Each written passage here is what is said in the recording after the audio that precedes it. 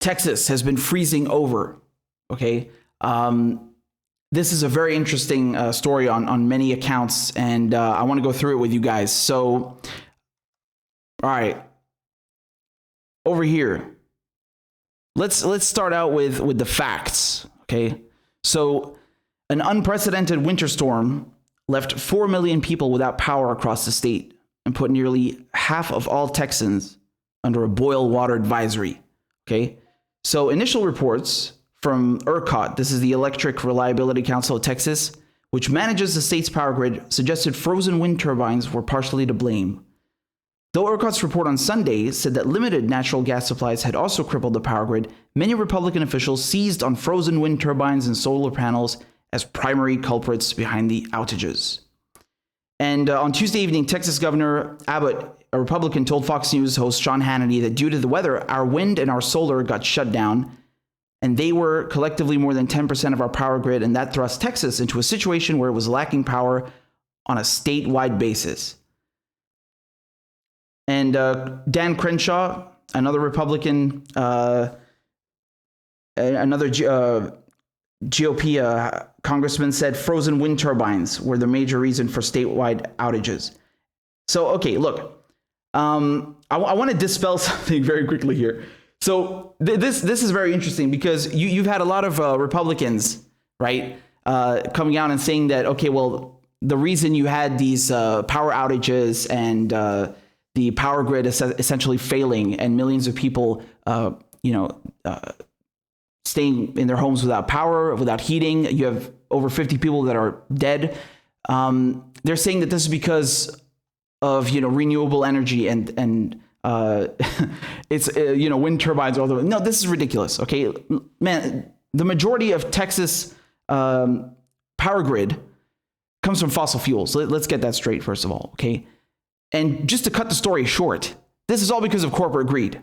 Okay. It's all because of corporate greed. So you just saw one of them. ERCOT is one of them, right? And hold on, let me pull this up for you.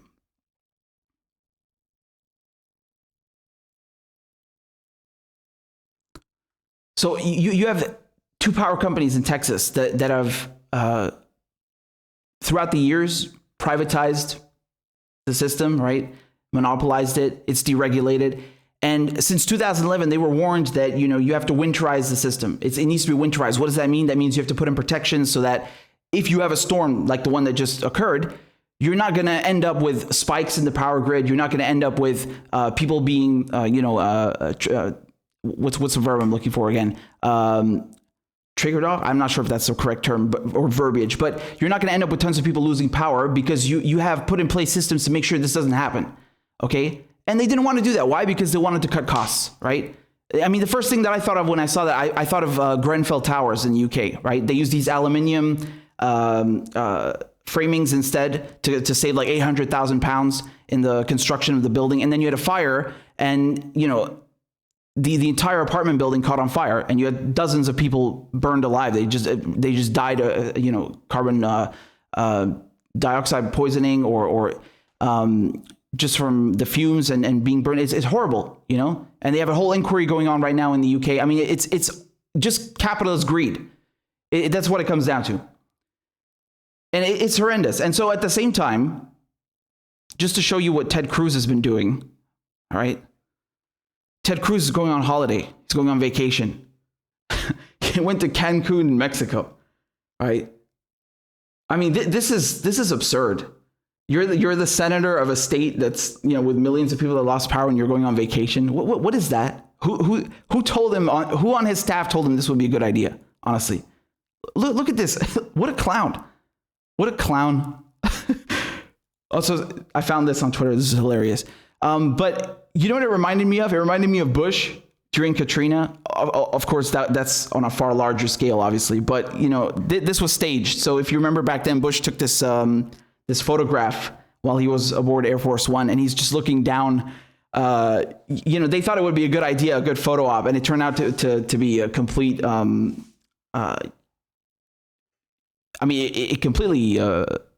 It was completely scandalous, right? It had the complete opposite effect. Instead of Bush looking down worried, it was like, what are you doing? To this day, people remember this picture. Like, what are you doing? Why are you up there in the sky just looking down on people? Like so detached and disconnected. And I think the one with Ted Cruz, it just reminded me of that very, very briefly. But, you know, Ted Cruz then going on saying, oh, it was a mistake. It was no, it's not a mistake. You know, a mistake is something that you don't do on purpose. He knows what he was doing. He went there on purpose. You know, meanwhile, millions of people in Texas have no power, have no heating, and dozens of them are dying. This guy's going on holiday. I mean, how do you justify that? Honestly, how do you justify that? You can't. And if you look over here, all right, AOC, she was busy fundraising. So this is pretty admirable in some way. AOC raises nearly $5 million in Texas relief efforts. Wow, that's crazy. So AOC had amassed $4.7 million in her fundraising efforts to help Texans hard hit by last week's winter storm as of Sunday evening. That's insane, honestly. I mean, you know, that's a lot of money. That's a lot of fundraising power. She can do a lot with her platform, can't she? The New York Democrat launched her fundraiser Thursday after extreme cold weather, ice, and snow caused the power grid managed by the Electric Reliability, again, ERCOT, to fail, leading to rolling blackouts and a boil water advisory for nearly half of Texas. That's impressive, really is. Okay.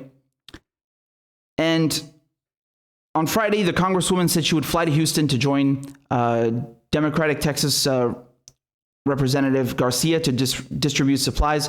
Oh, I think Beto O'Rourke was also helping them out. While in Texas, the progressive lawmaker and other Democrats visited food distribution centers, water delivery sites, and toured the damage left behind from an unprecedented storm.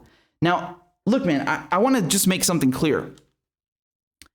I admire her efforts. I'm not knocking them. I mean, you know, that's admirable. It's very humanitarian what she's doing, yes?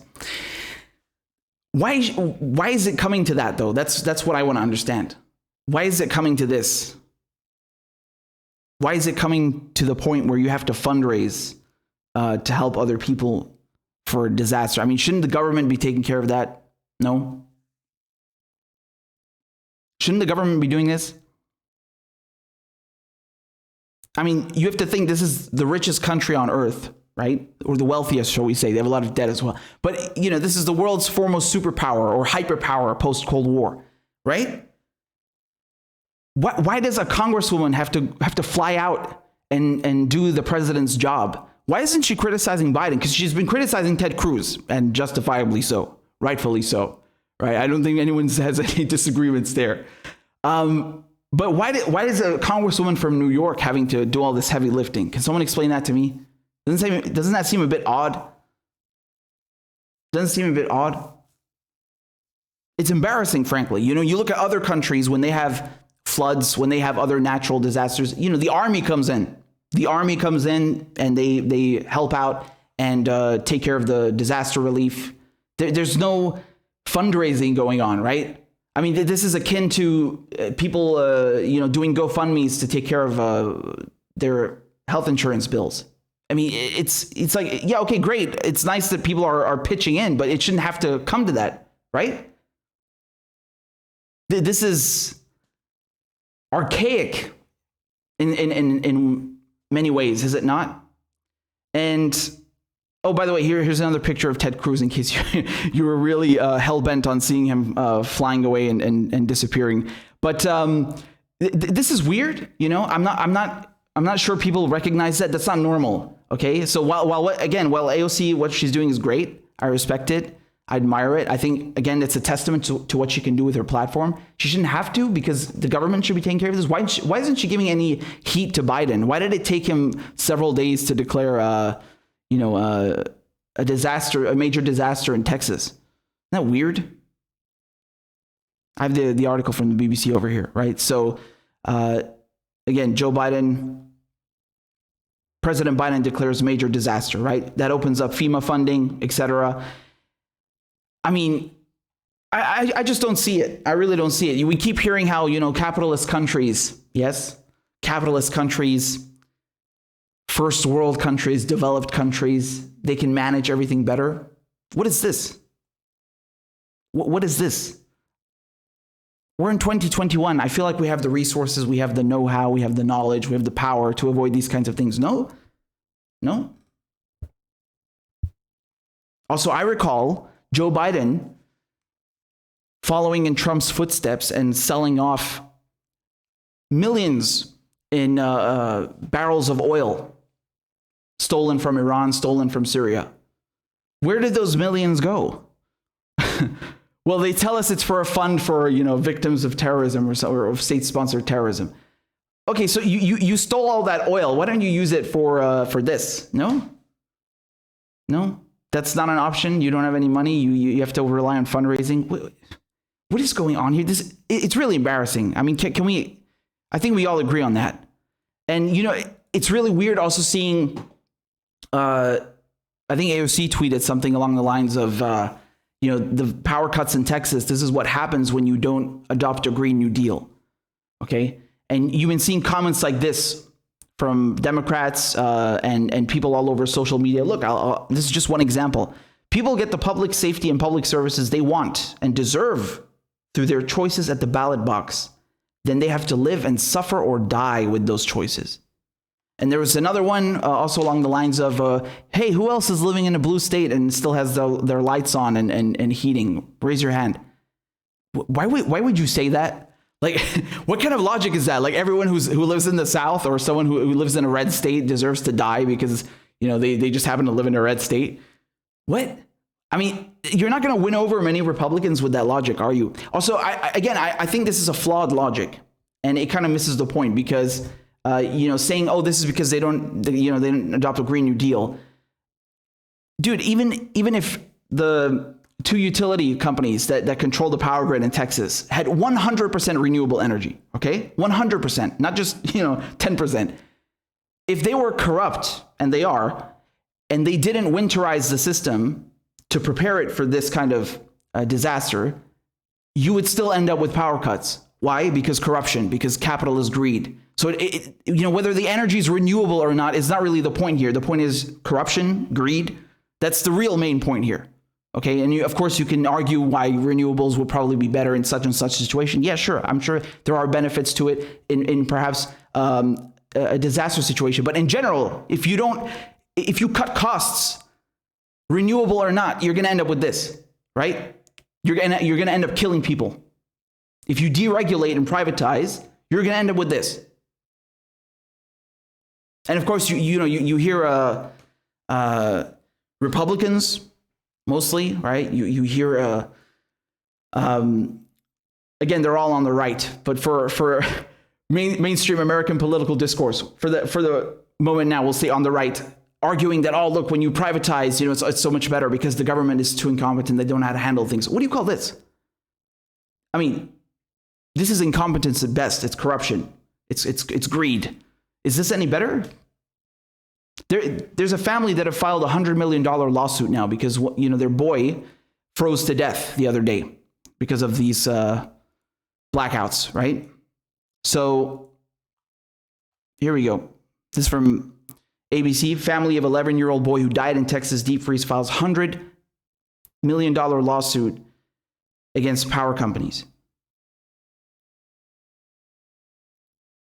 So both ERCOT and the other one, Entergy Corporation, have been hit with a $100 million lawsuit accusing them of gross negligence in the death of a child whose family suspects he suffered hypothermia when they lost electricity and heat in their mobile home.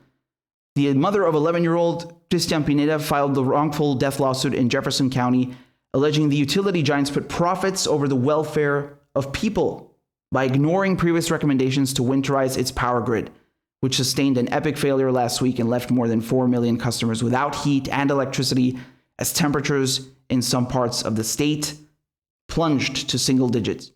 And you can see here, Christian died on Tuesday in his family's mobile home in the Houston suburb of Conroe while sharing a bed with his 3-year-old brother under a pile of blankets in an attempt to stay warm.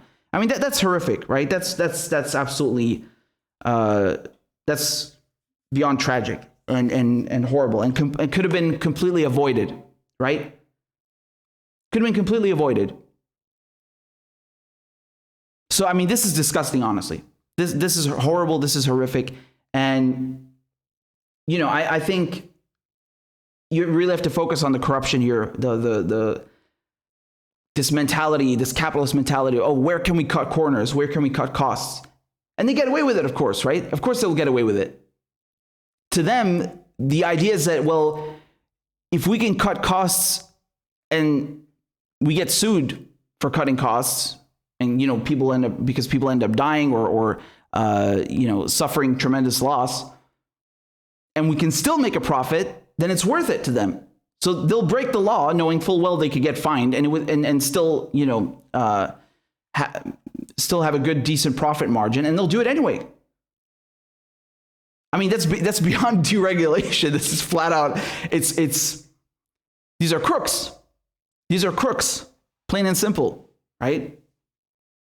And the government allows this to happen. Why? Because they're all working together. And, you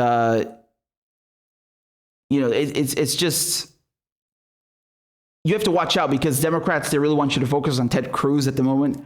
Focus on Biden. Remember that, you know, when you see AOC, for example, okay, the fundraising, I'm applauding her for that, because, you know, when you're in this situation and there's no government, and it's just a bunch of oligarchs. Yeah, I mean, you don't really give people much choice. I'm hoping, because there are people saying, well, it was done through Act Blue, so, you know, it's just fundraising for Democrats. Again, I don't know if that's 100% true.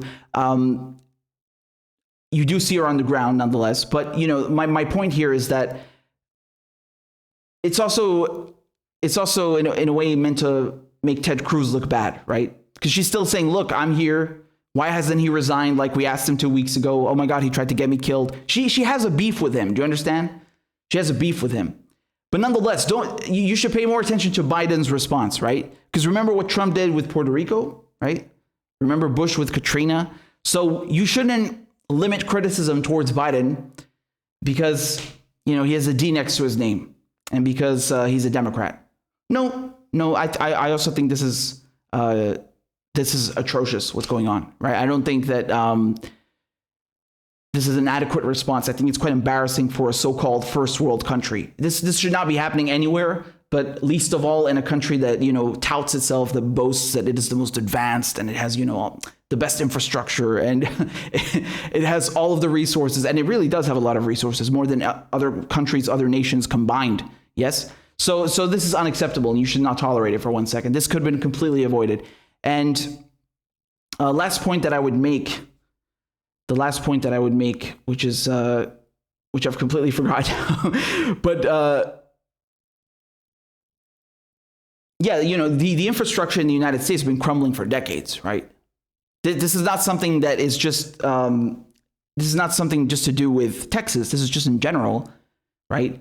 You have the internet, for example. You know, the United States was one of the first countries to have internet. And so one of the first countries to lay down all these cables. Yeah, well, these cables are now old, right? You compare to other countries that have just gotten entire internet infrastructure implemented. They have, you know, fiberglass, right? So they caught up later, but their infrastructure is newer. And you want to redo all that infrastructure in the U.S. It's not happening. It's not being done, right? And that's just one example. You look at the railway system. That's another example. And I mean, it's atrocious. Right?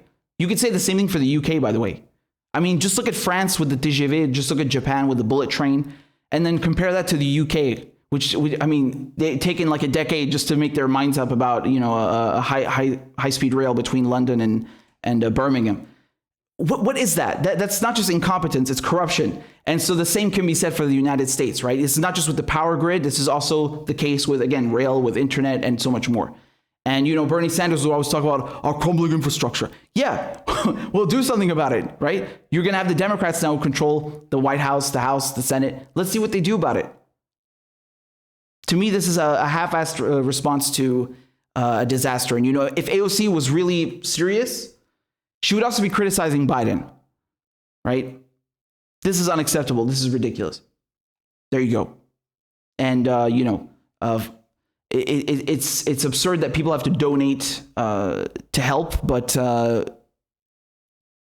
that's where we're at. And the same can be said for medical bills and many other things. it's a shame that it has to come to that. But I guess it's good to know there are a lot of good people out there at the very least. But it's a shame that people are abandoned like that, and dozens are dying. I mean, this is just it's unacceptable. And